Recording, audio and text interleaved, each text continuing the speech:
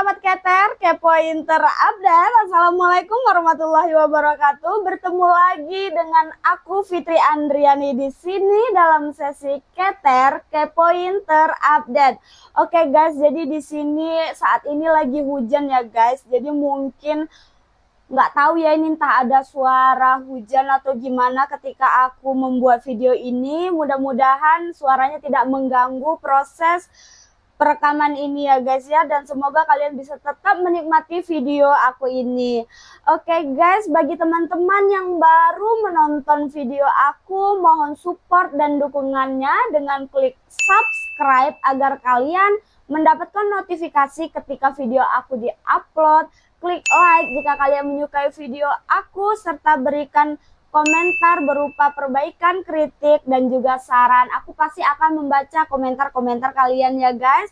Oke, dalam sesi video aku yang lain, aku juga menyajikan cerita-cerita horor, yaitu dalam sesi penhor. Jadi bagi teman-teman yang memiliki pengalaman horornya, bisa mengirimkan ceritanya ke email kami di ceritahoror025@gmail.com. Kami akan selalu menunggu cerita-cerita kalian dan juga akan menceritakan cerita kalian kepada teman-teman dan sahabat-sahabat penhor yang lainnya. Oke guys, jadi bagi teman-teman yang ingin menceritakan ceritanya ke kami, jangan lupa sertakan kontak yang bisa kami hubungi agar kalian mendapatkan informasi dan kami bisa menghubungi kalian ketika video kalian akan diupload. Oke guys, di sini juga aku ingin memberitahu bahwa aku akan menambah satu sesi lagi dalam channel aku, yaitu sesi Catgen atau kepoin cerita netizen. Nah, di sini aku akan menceritakan pengalaman-pengalaman hidup teman-teman kita yang akan aku sajikan dalam bentuk animasi. Jadi bagi teman-teman yang menyukai cerita-cerita animasi mengenai pengalaman-pengalaman hidup, ayo tunggu konten aku yang akan aku sajikan kepada kalian guys. Jadi mohon support dan dukungannya agar aku semangat membuat video-video di konten yang selanjutnya. Oke guys, di sini bagaimana kabar teman-teman kita semuanya? Aku harap kalian semua baik-baik saja, walaupun sedang tidak baik-baik saja karena dunia memaksa kita untuk terus baik-baik saja gitu guys ya. Terima kasih kepada sahabat-sahabat dan juga teman-teman yang sudah bersedia mensubscribe video aku ya guys ya. Semoga kalian tertarik dan juga terhibur dengan konten-konten aku guys. Oke guys, di sini aku akan menceritakan tentang seorang dukun pengganda uang. Dukun pengganda uang yang mana dia mempromosikan dirinya bahwa dia bisa menggandakan uang dari mahar ataupun uang yang diberikan oleh korbannya. Nah, di sini ketika korbannya mulai sadar bahwa si korban tidak mendapatkan keuntungan atas apa yang sudah diberikannya kepada dukun ini, dia pun mulai menagih kepada si dukun. Kemudian karena terus ditagih oleh korbannya, dukun ini pun merasa marah dan akhirnya menewaskan korban dengan memberikan minuman berisi racun, yaitu potasium sianida. Oke guys, bagaimana kalian tentang ceritanya? Apakah kalian penasaran? Oke, sama juga, aku juga mau menceritakannya kepada kalian. Cus! Oke guys, cerita ini bermula dari seorang laki-laki Parubaya yang bernama Slamet Tohari yang tinggal di Balun, Kecamatan Wanayasa, Kabupaten Banjarnegara, Jawa Tengah.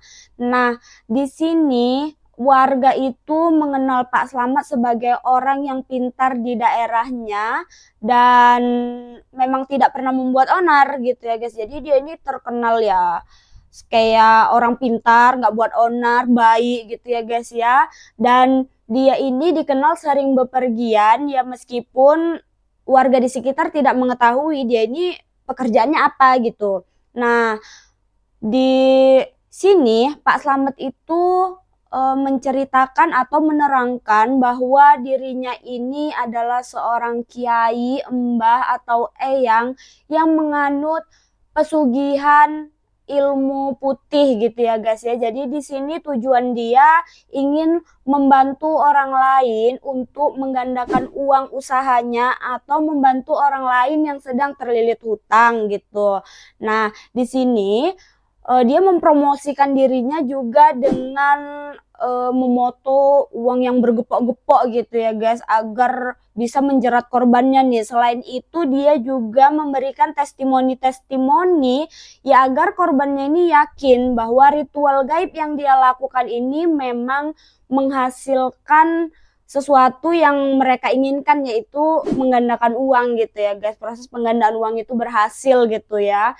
Nah, itulah manipulasi yang dilakukan oleh Pak Slamet untuk meyakini korbannya bahwa proses ritual yang dia lakukan itu memang benar adanya gitu. Nah, di sini asal mula kejadiannya ini berawal dari seorang tangan kanan Pak Slamet yang berinisial BS gitu ya, BS, yang mengunggah ke Facebook bahwa Pak Slamet ini bisa menggandakan uang. Habis itu bagi yang mau dibantu untuk menggandakan uang bisa kunjungi atau hubungi kami di sini, kami di gitu ya. Akhirnya dengan postingan itu pun seorang laki-laki bernama Parianto, 53 tahun atau kita sebut dengan PO gitu ya guys. Kita sebut dengan PO. Nah, tergiur nih ngeliat postingan ini. Wah, ada penggandaan uang nih. Kebetulan gitu ya kan. Lagi dalam kondisi ekonomi seperti ini. Cobalah gitu ya kan. Ya mungkin saat itu pikirannya seperti itu gitu, karena tergiur dengan promosi-promosinya tadi. Karena ya gimana, dia mempromosikan dengan uang yang bergepok-gepok, testimoni-testimoni gitu ya. Nggak tahu lah itu dia dapat testimoni-testimoninya dari mana gitu ya guys ya. Dan akhirnya pun Parianto menghubungilah si BS ini, karena kan tadi yang memberi informasinya si BS gitu ya. Si BS tangan kanannya si Pak Slamet nih. Dihubungilah, Pak, bantu saya dong untuk bertemu dengan Pak Slamet gitu. Intinya dia meminta untuk dipertemukan dengan Pak Slamet. Nah, sampai suatu hari dipertemukanlah ini Pak Slamet dengan si Pak PO oleh si Pak BS. Panjang kali ceritanya ya. Pak BS ini mempertemukan mereka lah intinya gitu ya guys. Nah, ketika pertama kali bertemu, di sini Pak PO ini memberikan mahar sejumlah 70 juta, lebih kurang ya, dari informasi yang kami dapat ya lebih kurang 70 juta. Dan di sini pun ya menunggu beberapa lama lah hingga ritualnya selesai gitu ya kan. Tapi setelah beberapa lamanya waktu gitu ya kan, ternyata uang ini kok nggak kunjung terganda-gandakan gitu. Sementara aku udah membayar 70 juta nih sama Pak Slamet gitu. Tapi mana hasilnya kok tidak ada gitu. Kenapa nihil gitu ya. Kok sia-sia aku jauh-jauh datang ke sana gitu ya kan. Nah, karena tidak juga membuahkan hasil, akhirnya Pak PO pun terus menagih dong kepada Pak Slamet. Mana ini hasil penggandaan uangnya? Kan aku sudah kasih, sudah lama, kenapa nggak ada hasil gitu ya kan? Dan karena merasa terancam dan juga marah gitu ya, Pak Slamet ini merasa ya marah lah gitu karena terus ditagih. Ia pun memberikan sebuah minuman yang sudah diberi racun potasium sianida atau potas gitu kita sebut ya guys, dan sudah berisi racun itu kemudian diberikan kepada Pak PO dan dia mengatakan, coba kamu minum ini, jika kamu kuat meminumnya aku akan memberikan uang yang sudah berhasil digandakan, katanya gitu kan. Jadi Pak PO yang mendengar itu pun tanpa curiga tanpa apa ini kan ya meminum itu minuman itu gitu. Ternyata nggak berselang berapa lama akhirnya Pak PO pun meninggoy dunia ya.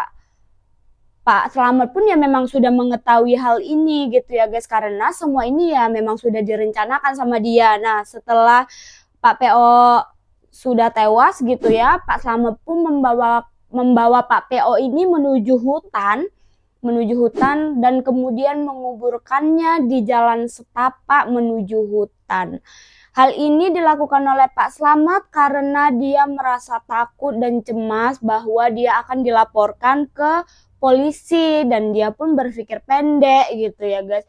Cuman ya kan dia sendiri yang janji gitu ya kan, kenapa jadi ini, kenapa jadi bingung gitu, kenapa jadi ragu, atau kalau nggak bisa ya kembalikan aja uangnya gitu.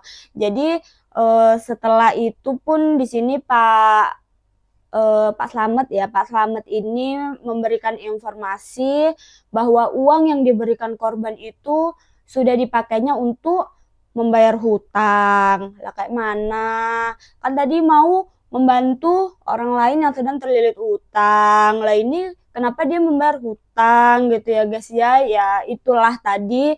Jadi kalau ada iklan-iklan yang berbau instan kayak gitu jangan mudah percaya ya guys ya. Kita telusuri dulu informasinya apakah itu benar atau tidak gitu ya guys.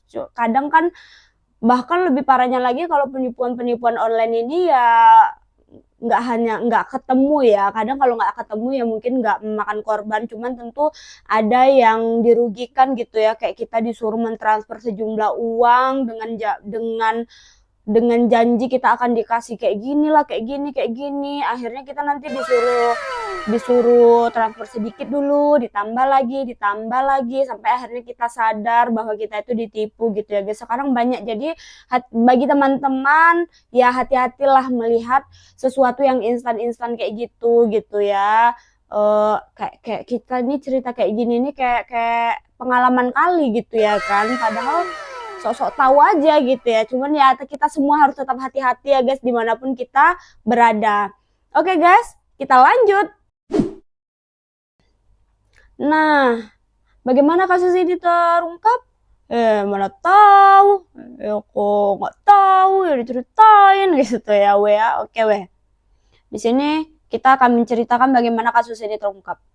Jadi, sebelum kejadian naas itu terjadi, sebelum terjadi penewasan itu ya kan, si Pak PO ini sudah pernah ke rumahnya Pak Slamet. Nah, pada tanggal 17 Maret 2023, Pak PO ini datang nih dari Sukabumi menuju Wonosobo dengan menggunakan bus. Nah, sesampainya di Wonosobo nih, ketemulah Pak PO dan anaknya ini dengan Pak Slamet. Setelah ketemu ini, Pak Slamet pun membawa Pak PO dan juga anaknya yang berinisial GE menuju nih ke rumahnya di Balun, Wanayasa, Banjarnegara. Pergi nih mereka ke rumah Pak Slamet.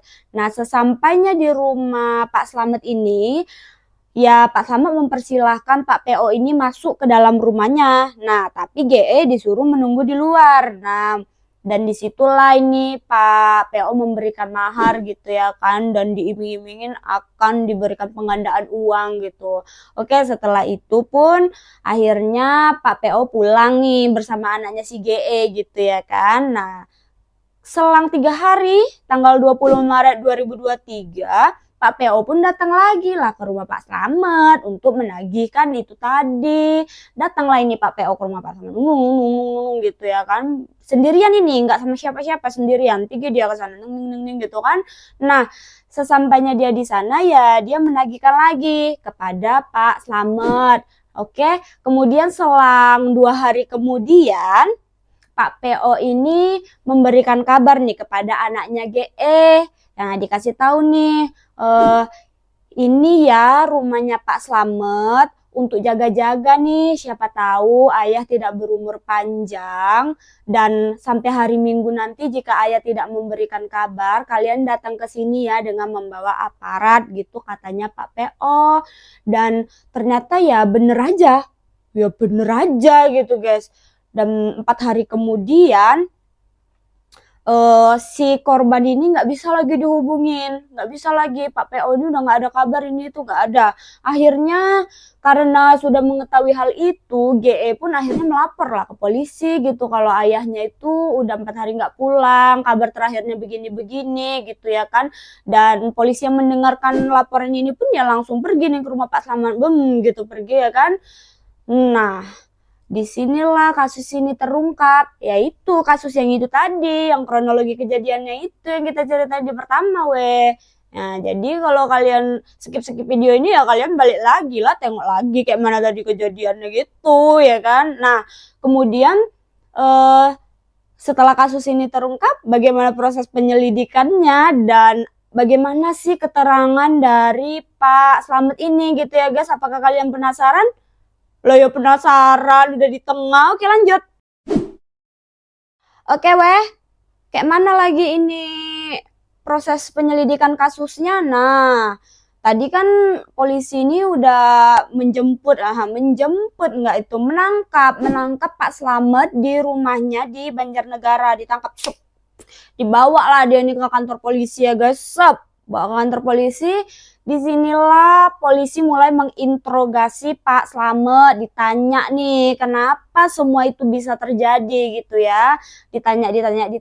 Nah di sini nih Pak Slamet pun menceritakan bagaimana kronologi itu bisa terjadi atau kejadian itu bisa terjadi gitu ya guys.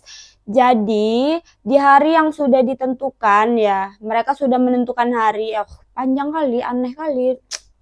Itulah di hari yang sudah ditentukan ini Pak Slamet dan juga PO, nah pergilah ke suatu tempat ritual gitu ya, di suatu gubuk yang terbuat dari kayu dan juga bambu, dan mereka ke situ ya menjelang maghrib ataupun menjelang malam, dan mereka itu melakukan ritualnya pada pukul 19.30 gitu ya guys. Nah di sini nih Pak Slamet menerangkan bahwa pada saat itu dia ini mulai merasa jengkel, merasa marah karena dia ini terus ditagih mengenai hasil gandaannya gitu ya guys.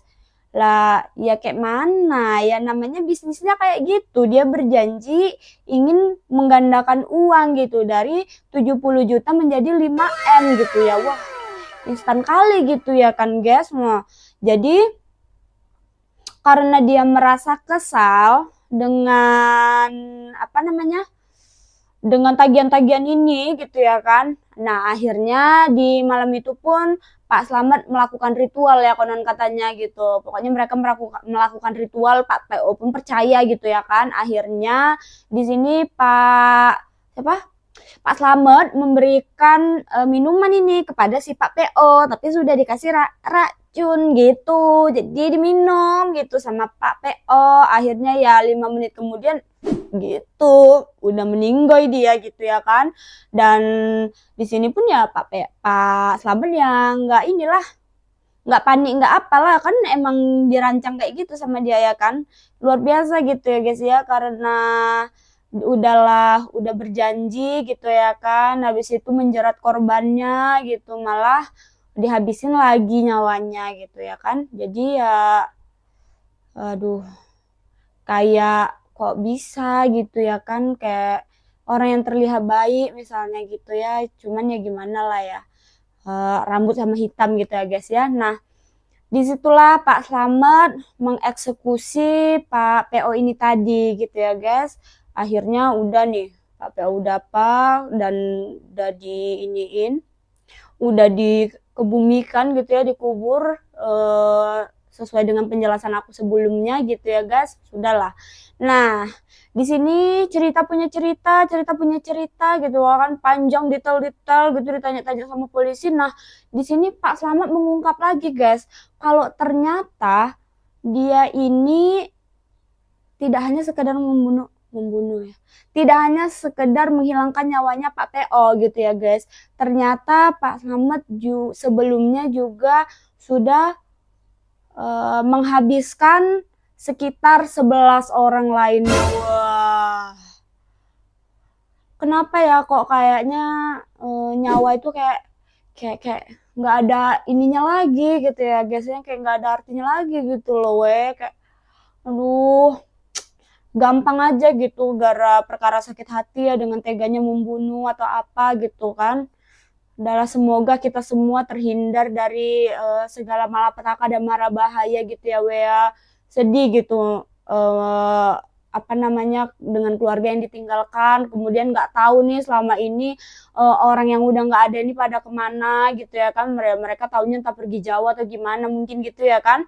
Nah, cerita-cerita selidik punya selidik, nah inilah 11 orang sebelum Pak PO ini sudah dihabiskan ya, sudah dihilangkan nyawanya oleh Pak Slamet gitu ya. Nah, di sini Pak Slamet ditanya nih, siapa aja korban-korban yang sudah kamu habisin nyawanya? Nggak ingat. Dia nggak ingat lagi siapa korban yang udah dihabisin. Nah, kayak gitu. Apa saking nggak pentingnya gitu ya kan, sampai dia pun nggak ingat gitu korban-korbannya. Cuman katanya ya dia ingat ini korbannya ini dari mana-mana aja gitu ya. Ya sama perlakuannya ya, dia berjanji menggandakan uang, dikasih lah ini maharnya, kemudian ya dia nggak bisa menggandakan uang itu, ditagih, dia merasa marah, kesal ya, mungkin karena dia sudah terbiasa melakukan itu berkali-kali gitu ya guys ya, akhirnya sampai 12 orang inilah gitu yang dihabiskan sama dia gitu ya guys ya. Nah, di sini Pak Slamet juga menjelaskan bahwa kan tadi dia punya tangan kanan itu. Tangan kanannya apa namanya tadi? BS ya, yang inisialnya BS. Nah, dia punya tangan kanan, si BS ini, dia mengatakan kalau si BS ini nggak ada sangkut pautnya dengan kejadian penghilangan nyawa ini gitu ya guys. Jadi si BS ini hanya bekerja mempromosikan bahwa si Pak Slamet ini loh bisa menggandakan uang. Jadi bagi teman-teman yang mau menggandakan uang ini bisa hubungi Pak Slamet, gitulah apanya ya, keiklannya gitu ya kan. Nah, di sini ini jika ada korban yang terjerat gitu dan memberikan mahar, si BS ini pun mendapatkan keuntungan ya sekitar 5-10 jutaan gitulah pengakuan dari Pak Slamet. Nah, dari penjelasan Pak Slamet ini pun akhirnya polisi menangkap si BS karena diduga ya ikut andil dalam proses penghilangan nyawa korban-korban ini gitu, karena ya ikut membantu gitu ya guys ya. Akhirnya ya inilah kasusnya terungkap gitu ya guys ya, penyelidikan seperti ini gitu ya guys. Nah, dan akhirnya ya Pak PO ya beginilah kasus ini diungkap oleh anaknya si GE itu tadi. Lah ya untung si Pak PO ini selalu ngabarin anaknya gitu ya guys ya. Kayak mana kalau dia nggak mengabarin ke anaknya, ya bisa aja kasus ini nggak terungkap-ungkap gitu sampai entah udah berapa banyak korbannya gitu ya kan. Ya mungkin ini jalannya gitu ya untuk inilah, udahlah sampai sini aja lah, jangan dilanjutin lagi gitu, nanti makin banyak, nah habislah penduduk Indonesia nya nanti gitu ya kan. Nah oke guys, kita lanjut bagaimana proses persidangannya berlangsung. Oke lanjut. Oke guys, setelah meruntun beberapa proses-proses kejadian ini, akhirnya tibalah persidangan Pak Slamet ini ya dimulai gitu ya guys. Jadi dari cerita sebelumnya, polisi pun sudah menemukan korban-korban yang sudah dihilangkan nyawanya oleh Pak Slamet di kebun miliknya. Di situ totalnya ada 11 korban gitu ya guys ya. Nah, di situ polisi juga menemukan ada dalam satu liang itu ada beberapa orang, apa ya namanya, ada beberapa korban gitu ya yang dikuburkan menjadi satu gitu, dan di situ polisi menduga bahwa korban itu sudah dikubur terlalu lama ya, karena sesuai dengan keterangan Pak Slamet ya, dia melakukan aksinya itu sejak tahun 2020 gitu. Dan setelah itu ketika polisi merecord ke tindakan-tindakan kriminal yang pernah dilakukan Pak Slamet, ternyata ada record guys. Di sini Pak Slamet juga pernah tertangkap atas kasus pemalsuan uang pada tahun 2019 lah, pernah terjerat kasus dia guys ya. Kayaknya memang udah terbiasa gitu ya kan. Nah, kena pula dia sekarang ini. Ya iyalah, emang harus kena lah, masa nggak kena gitu ya kan. Nah, setelah terjerat kasus itu, ditangkap dan dipenjara, dia keluar dan dia menjalankan aksi barunya lagi ini. Ya seperti itulah guys. Hal itu tadilah terjadi dan berlangsung gitu ya guys. Nah, setelah polisi menelusuri semuanya, akhirnya pun mereka sudah bisa menjatuhkan hukuman kepada Pak Slamet atas pembunuhan berencana dan juga penggelapan gitu. penggelapan uang dan juga pembunuhan berencana. Dia ini dikenakan pasal berlapis gitu ya guys. Dan selain itu polisi juga menangkap si BS ini tadi, si BS yang ikut andil dalam mempromosikan bisnisnya. Bisnisnya Pak Slamet ini pun ditangkap karena dia membantu untuk menjerat korbannya gitu ya kan guys. Cuman ya aku juga belum mendapatkan informasi mengenai hukumannya gitu. Mungkin lagi apalagi ditelusurin lebih dalam lah gitu ya guys. Oke. Nah, dari kisah ini guys, ya kita belajar gitu ya guys ya. Kita jangan mudah tergiur dengan sesuatu yang instan-instan. Yang instan-instan itu ya memang gampang instan gitu ya kan. Cuman kita harus pikirkan resiko ke depannya. Apa mungkin gitu dengan proses yang instan-instan seperti ini kita bisa mendapatkan ini gitu ya kan, hasil yang seperti ini di mana-mana ya. Kalau mau mendapatkan sesuatu ya kita harus bekerja keras dulu gitu ya guys ya. Jadi ya di sini kita mendoakan lah semoga korban-korban yang sudah ditemukan ini cepat terungkap dan bisa dikembalikan kepada keluarganya untuk dikebumikan dengan layak, dan semoga korban-korban ini ditempatkan di tempat yang indah dan juga diampuni segala dosa-dosanya. Mari kita bersama-sama berdoa. Mari kita bersama-sama berdoa untuk korban gitu ya guys ya. Di sini juga aku ingatkan kepada teman-teman semuanya, teman-teman keter aku semuanya, ya jangan mudah tergiur dengan sesuatu yang instan gitu, karena di zaman sekarang ini kan kita di era digital gitu ya. Jadi penipuan itu bisa dari mana aja datangnya gitu ya guys ya. Dan di sini juga aku mereminder diri aku sendiri gitu untuk selalu hati-hati dan waspada gitu ya guys. Oke guys, mungkin itu cerita yang bisa aku sampaikan dalam kesempatan kali ini. Bagi teman-teman yang memiliki rekomendasi aku harus ceritain apa di konten keter aku selanjutnya, kalian bisa komen video aku dengan merekomendasikan aku harus cerita apa gitu ya guys. Jadi di sini nih aku kebanyakan ngambil ya maunya gitu ya kan, aku tuh ngambil cerita-cerita dari ya Indonesia gitu, karena mungkin di konten-konten yang kreator-kreator lain itu banyak yang dari luar gitu ya, dari luar negeri gitu. Jadi kalau aku menceritakan hal yang sama kan jadinya ada banyak sumber, ada banyak cerita yang kita dengarkan padahal ya intinya sama gitu. Jadi di sini aku ya coba menceritakan cerita-cerita yang ada di Indonesia. Tapi kalau kalian merekomendasikan untuk aku ceritain kasus-kasus yang ada di luar ya boleh juga gitu ya. Ya nggak menutup kemungkinan. Karena kan ya kita welcome gitu loh nggak yang ini harus kali, ini harus kali, nggak yang ini kali gitu ya kan. Cuman kan biar ada tukang apa nih tukang apa kalau di sini nih namanya? Itu apa tuh? Entah es, entah bakso ya kan? Entah salalawa ya kan? Teman-teman sini tahu salalawa? Dia bulat-bulat ini.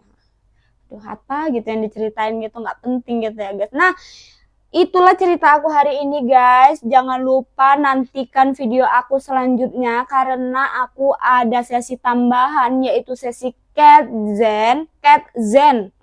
Kepoin cerita netizen. Nah, di sini aku akan menceritakan pengalaman teman-teman semuanya aku akan menceritakan pengalaman teman-teman semua yang aku bungkus dalam video animasi. Apakah kalian nggak sabar nunggu video aku? Sama, aku juga nggak sabar buatnya cuman ya itu tadi, kadang kita kan untuk membuat satu video tuh ya lama kali waktunya kita ada proses nyari ininya dulu ada proses nyari ceritanya dulu, habis itu kita ini nih baca-baca dulu gitu ya kan, bacanya bukan cepat, lama gitu, kitanya agak lama nampungnya gitu ya kan, habis itu baru kita ceritakan. Kita tengok dulu bagus nggak video kita. Nah kadang kita rekam berulang-ulang kali, sampai videonya bagus, udah bagus kita edit lagi. Nah ngedit nih bukanlah cepat pula, laptop kita pun lelet, muter-muter gitu ya guys ya, jadi banyak prosesnya guys. Jadi ya apapun itu mohon dukungannya dari teman-teman semuanya. Jika kalian menyukai video aku, dengan klik subscribe agar kalian mendapatkan notifikasi ketika video aku diupload. Like jika kalian menyukai video aku, dan komen untuk perbaikan, kritik, dan juga saran.